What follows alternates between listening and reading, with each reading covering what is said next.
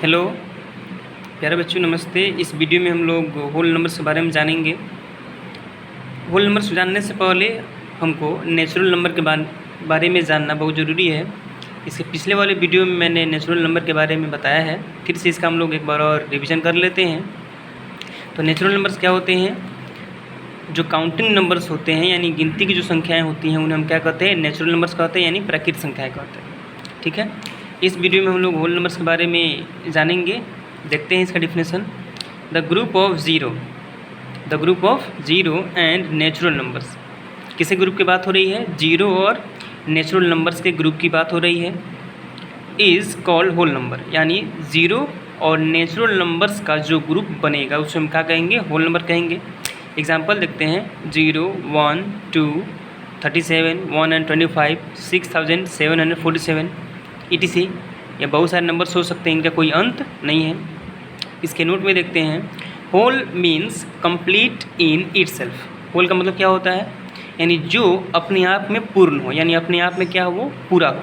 जैसे हम ले लेते हैं जीरो, तो जीरो का मतलब कुछ नहीं मतलब यहाँ एक बात कंप्लीट है कि यहाँ पे कुछ नहीं है। जैसे 1 है तो बोलेंगे कि मेरे पास आई हैव डॉल, यानी मेरे पास एक गुड़िया है, तो मेरे पास एक ही गुड़िया है, वो आधा नहीं है, यानी आधी अधूरी नहीं है।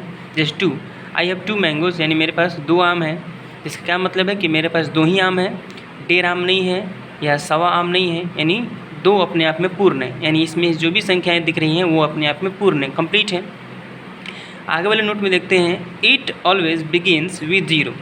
जो होल नंबर्स होता है वो हमेशा जीरो से चालू होता है, यानी जीरो से शुरू होता है, और इसका कोई अंत नहीं है। एंड हैज़ नो एंड, और इसका कोई अंत नहीं है। इसको हिंदी में देखते हैं हम लोग। तो जीरो और प्राकृत संख्याओं, किसकी बात हो रही है? जीरो और प्राकृत संख्याओं के समूह को क्या कहते हैं? पूर्ण संख्याएं कहते हैं। ठीक है, समूह किसका समूह होना चाहिए? जीरो का और होल नंबर्स। जीरो और नेचुरल नंबर्स के ग्रुप को हम लोग क्या कहेंगे? पूर्ण संख्याएं कहेंगे। जैसे 0, 1, 3, 9, 87 यानी 87, 253, 612, 9876 इत्यादि। ये अनंत होती हैं, ये अनंत का ही क्या है? आपका चिन्ह है। नोट में देखते हैं।